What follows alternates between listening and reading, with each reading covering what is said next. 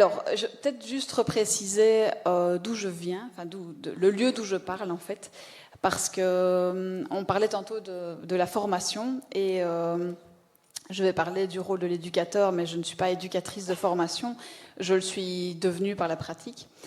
Et en fait, je le suis devenue dans une transition assez brutale, comme ça, où je terminais tout fraîchement ma thèse de doctorat en philosophie sur un auteur qui est largement méconnu, mais qui gagnerait à être un peu plus lu, qui s'appelle Alfred North Whitehead. C'est un auteur, un philosophe anglais, qui a écrit une œuvre métaphysique monumentale sur laquelle je ne vais pas m'attarder ici, c'est pas du tout le propos, mais je vais juste retenir une chose importante dans son œuvre, c'est la définition de la vie. C'est vraiment très perturbant de ne pas voir les gens. Il faut souffrir. Hein. Oui, d'accord, je vais souffrir. Donc Whitehead disait de la vie, pour aller vraiment à l'essentiel, puisque c'est ce qu'on me demande, Whitehead définissait la vie en disant « la vie rôde dans les interstices ». Et donc c'est avec cet esprit-là que j'ai commencé à travailler comme éducatrice. Et donc tout juste après ma défense de thèse, et c'était assez... Enfin voilà, c'était un baptême du feu assez marrant. Et ce qui m'est apparu assez vite, c'est que l'accompagnement aujourd'hui, je précise que je ne travaille pas dans un service d'accompagnement, donc je prends vraiment l'accompagnement dans une acception très large. L'accompagnement aujourd'hui, enfin il me semble, ce qui m'a très vite sauté aux yeux en tout cas, c'est qu'il a tendance parfois à se réduire à l'acquisition d'une série de compétences. On entend le compétence, on le met à toutes les sauces. Et donc des compétences, des aptitudes, comme ça tout à fait désincarnées, ce qu'on appelle des savoir-être, des savoir-faire, des choses très codifiées. Et ce qui me dérangeait en fait, c'était qu'avec cette réduction-là, on évacuait complètement la question du sens de la vie. Or, j'espère que vous serez d'accord avec moi pour dire que la vie d'un individu ne se résume pas à une accumulation de compétences ou à de simples capacités d'adaptation. Et ici, je vais citer mon ami Olivier Philippard, qui écrit ceci, il dit « C'est moins de compétences nouvelles dont l'humanité, la terre et les vivants ont besoin que d'un nouvel imaginaire. À quoi bon accompagner autrui si c'est pour le faire marcher au pas ou singer nos propres errances? À quoi bon soigner le blessé si c'est pour le renvoyer au front ?» Donc la vie, je pense, n'est pas à chercher dans un bilan de compétences. Son sens est tout à fait ailleurs. La vie, c'est ce qui précisément échappe au cadre qui est prévu. La vie, c'est accepter de se laisser surprendre par soi-même et ou par l'autre. C'est l'improbable, le chaos, la nouveauté. Et je reprends ici l'image de notre conteur, c'est le coquelicot qui pousse entre les pavés. Donc c'est dans les interstices que la vie se manifeste. Et ce qui est corrélé à ça, selon moi, c'est que du coup, la question du sens de la vie n'est pas qu'une affaire de professionnels. C'est là que ça devient intéressant. Quand on chemine avec l'autre, et en particulier lorsque la fragilité accable l'existence de cet autre, on est confronté assez vite et assez fortement au problème de savoir ce que c'est, au juste, une vie digne d'être vécue. En tout cas, moi, c'est un problème qui a vraiment orienté ma pratique depuis le début. Et il m'est arrivé des moments dans ma vie d'éducatrice où la question du sens de mes actions m'explosait à la figure et m'imposait d'agir, en fait, non pas avec le masque très sécurisant du travailleur, avec toutes ses procédures et son cadre éducatif et son mandat, mais d'agir tout simplement avec mes tripes. Et j'ai toujours compris dans l'après-coup que c'est de l'inattendu qu'ont pu surgir de nouvelles réponses. Alors, qu'est-ce que j'entends par interstice ? Eh bien, l'interstice, ce sont cet espace et ce temps qui séparent deux activités structurées dans une institution. C'est donc tous ces espaces et ces temps intermédiaires qui, je pense, sont le creuset d'événements psychiques et d'événements relationnels essentiels. Alors, qu'est-ce que c'est ce temps intermédiaire ? Eh bien, c'est la fin d'une prestation, une pause café, une pause cigarette. C'est un repas ou le temps d'un trajet. Ça peut être aussi l'ennui d'une journée qui ne finit pas. C'est souvent d'ailleurs, les psychologues voient ça souvent, c'est toujours sur le pas de la porte, ça arrive souvent que sur le pas de la porte se disent des choses absolument capitales à la sortie d'une consultation. C'est par exemple la crise qui éclate au moment où je finis mon travail et je m'apprête à quitter le logement. Alors comme espace intermédiaire, eh bien, ça peut être un lieu de passage, le couloir, le hall d'entrée, l'entre-deux-portes, comme je viens de le dire. Ce qui m'a souvent marqué aussi, c'est le côte à côte, dans un véhicule par exemple. Je suis en camionnette avec des personnes et le fait d'être en côte à côte plutôt que dans le face-à-face d'un entretien, ça change absolument tout. Enfin, je pense que ceux qui l'ont déjà vécu pourront en attester. Ça peut être aussi une salle d'attente, la maison médicale où on attend le rendez-vous avec le bénéficiaire. Et ce sont tous ces moments comme ça qui ne sont pas organisés institutionnellement, mais où il se passe un tas de choses. Et donc, ces temps et ces espaces qu'on a parfois tendance à considérer comme secondaires, sont en fait, ouvrent des espaces relationnels qui me semblent importants de ne pas négliger. Et ce que j'appelle alors les pratiques interstitielles, bien elles englobent en fait tous les gestes, toutes les paroles, tous les actes de l'intervenant qui se situent vraiment à la limite difficilement situable de ce qui est officiel, structuré, institué. Et donc l'interstice est en fait nourri par toute cette spontanéité, toute cette application personnelle. Et si je devais le définir assez rapidement, après qu'on parlait de délinquants, je dirais que c'est plutôt une improvisation hors du cadre, mais qui n'est pas pour autant une transgression du cadre. Et je vais prendre un exemple. Je me limiterai à celui-là, sinon je parlerai pendant 2 heures. J'ai eu l'occasion d'accompagner une personne qui venait d'un établissement de défense sociale et qui s'est retrouvée dans un logement, ce qu'on appelait avant les SRT, les services résidentiels de transition. Et ça a été très très compliqué de travailler avec cette personne au début parce qu'il refusait tous les apprentissages et il refusait en fait toutes les injonctions qui lui avaient été données par la commission de probation. Et donc on a été dans une relation conflictuelle permanente, avec l'équipe, où on n'obtenait rien, on n'arrivait à rien faire. Et en fait j'ai compris, tout a basculé le jour où j'ai changé mon regard par rapport à cette personne. C'est-à-dire que un jour, je suis arrivée avec... j'habitais en ville, donc ma petite voiture était souvent vandalisée. Et un jour, je suis arrivée avec les vitres de ma voiture éclatées. Mais je devais bien aller travailler, donc voilà. Et cette personne est venue tout de suite à mon secours, a sorti l'aspirateur, a commencé à me donner un fameux coup de main. Je ne lui avais absolument rien demandé. Parce que d'habitude, il passait ses journées à zoner et à faire tout sauf aller au centre de jour où il était censé se rendre. Et donc, il est venu spontanément m'aider.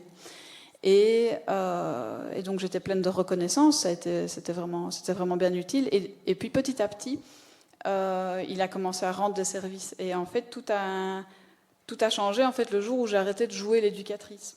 Et je suis sortie en fait, du leurre du strictement occupationnel.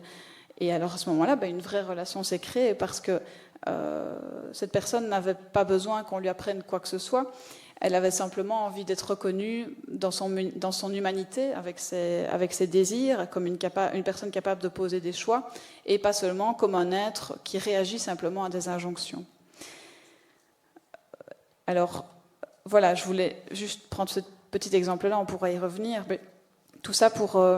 arriver, si je devais reprendre synthétiquement l'intérêt de l'interstice pour moi, je dirais qu'il se situe à 3 niveaux différents. Il y a un intérêt politique, un intérêt pédagogique et un intérêt institutionnel. Alors au niveau de l'intérêt politique de la pratique interstitielle, eh bien je pense que pratiquer dans les interstices, ça permet de contrecarrer une tendance proprement managériale à tout formuler en termes de procédure, de cadre, d'objectifs, de compétences. Ça permet en fait de revenir à l'essentiel du travail éducatif, qui est de soutenir un processus de subjectivation. Je vais prendre l'exemple, du projet. Aujourd'hui, il est assez difficile d'envisager l'accompagnement sans évoquer systématiquement la question du projet. Or, je pense que conditionner une prise en charge à la définition d'un projet dans sa forme un peu technocratique peut se révéler vraiment d'une grande violence. Et notamment, on parlait ce matin de la question du temps, du manque de temps, de la vitesse à laquelle on est constamment avec laquelle on est contraint de fonctionner. Et donc, à ce niveau-là, le projet peut certes être je ne suis pas en train de dire que le projet n'est pas une bonne chose, ça peut être un moteur existentiel pour un individu comme pour un groupe, mais ça peut aussi être le chemin le plus rapide vers l'échec. Et le projet n'est pas la réponse à tout, et d'ailleurs, Jean Houry, qui est un des grands piliers de la psychothérapie institutionnelle, disait « le projet et la vie, ça ne va pas ensemble ». Et je pense que l'interstice, de ce point de vue-là, nous apprend au quotidien à sortir un peu de cette frénésie programmatique et nous apprend en fait à cultiver le caractère énigmatique que recèle chaque rencontre, chaque relation. Et parce qu'il y a de la vie dans une institution, ce qu'il y a de structuré, d'organisé, d'institué est nécessairement mis à mal et débordé par du symptôme, par de la crise. Et c'est d'ailleurs grâce à ça qu'il se passe quelque chose dans une institution. Donc ça, c'est pour le point de vue politique. Alors d'un point de vue pédagogique, eh bien, le travail institutionnel nous donne à voir qu'il y a une certaine porosité du mandat éducatif. On en a beaucoup parlé ce matin. Une espèce de nébuleuse entre le pôle professionnel et le pôle privé, c'est-à-dire entre un rapport qui est nécessairement inégalitaire, c'est-à-dire le rapport qui est lié au mandat, celui de l'éducateur et du bénéficiaire, de l'usager, ou quel que soit le terme qu'on utilise, et un autre rapport qui met nécessairement les gens sur un même niveau, c'est celui de deux subjectivités en relation. Alors, oser la relation, à mon sens, c'est accepter ce paradoxe. C'est accepter ce paradoxe pour ne pas limiter notre travail à celui du professionnel distant, analysant, conseillant. Et donc voilà, pour pouvoir en fait s'ouvrir, je parlais du sens de la vie tout à l'heure, pour pouvoir s'ouvrir à la vie, à sa propre vie, eh bien le jeu a besoin d'un tu. C'est-à-dire qu'il faut un engagement dans la relation. Et ce n'est pas avec des procédures qu'on prend position dans une relation. C'est quand on accepte de se laisser toucher par l'autre. Donc en deçà du professionnel qui accompagne, qui reformule des projets, qui rédige des rapports, qui définit des étapes et applique des procédures de suivi pédagogique, il y a avant tout un humain qui accueille. Il n'y a pas de formation pour cela, je pense. Enfin, il y a une formation qui existe pour apporter des outils, mais ce que la rencontre va nous apprendre, il n'y a rien d'autre qui le remplace. Et ça paraît tout à fait banal, ce que je dis est tout à fait évident, mais je pense que c'est quand même la chose la plus difficile à assumer pour le travailleur, parce que ça se joue dans la sphère de la subjectivité, et que j'ai le sentiment quand même que de plus en plus, la subjectivité est perçue comme une menace. Et ce n'est en tout cas pas dans les circulaires et les grilles d'évaluation de la VIC qu'on va la trouver.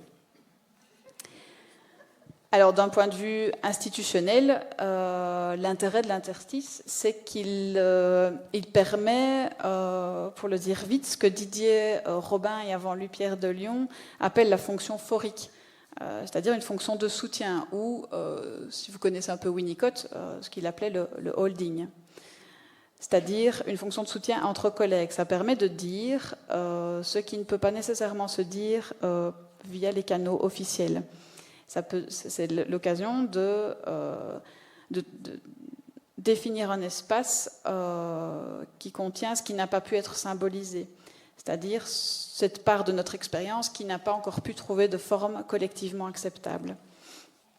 Et donc, de même que je pense les espaces-temps interstitiels ont un rôle à jouer dans le travail avec les bénéficiaires, ils ont aussi un rôle à jouer dans le travail d'équipe.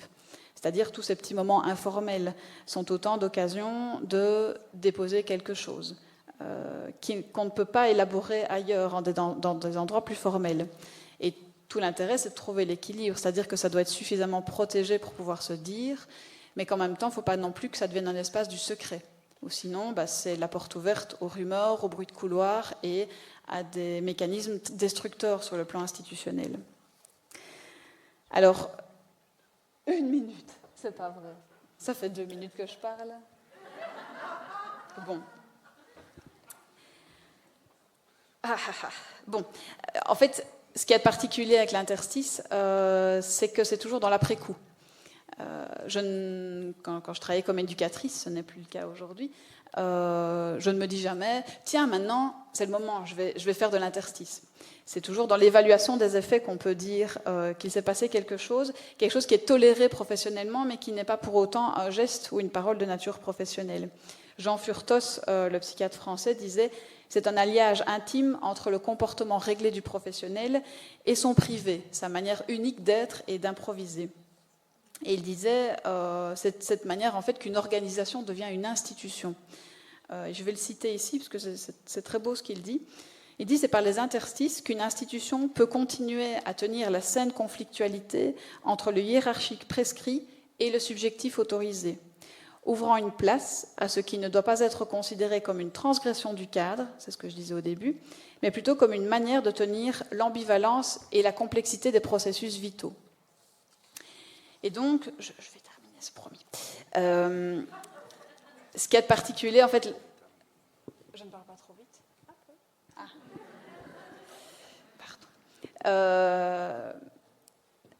Ce qui est particulier, en fait, avec ce thème qui me hante depuis des années, c'est qu'il est à la fois une source de réflexion inépuisable et en même temps un angle mort de la théorie et de la pratique en institution. Pourquoi ? Parce qu'en théorie... On peut en parler, on peut y réfléchir, mais on ne peut pas en tirer de règles et de principes. Je suis désolée, monsieur, vous attendiez des choses organisées, ce n'est pas avec moi que vous les trouverez. Et en pratique, on n'y pense pas jusqu'à ce qu'on tombe dedans. Mais de toute façon, on ne peut pas définir de règles, étant donné qu'il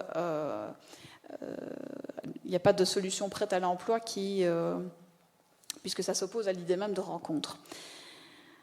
Donc, l'interstice, en fait, la pratique interstitielle telle que je l'envisage, procède d'une logique fondamentalement paradoxale. C'est-à-dire qu'elle n'aura de teneur professionnelle qu'à condition de ne pas se formuler comme telle. C'est là tout l'enjeu, toute la subtilité de l'interstice. Donc on peut la définir comme une pratique de professionnel, mais ce n'est pas une pratique professionnelle. Je ne sais pas si vous voyez le... Voilà. Et si vous voulez, j'ai encore des choses à dire, mais je vais m'arrêter là. Il y aura un débat, il n'y a pas de problème. Voilà, merci.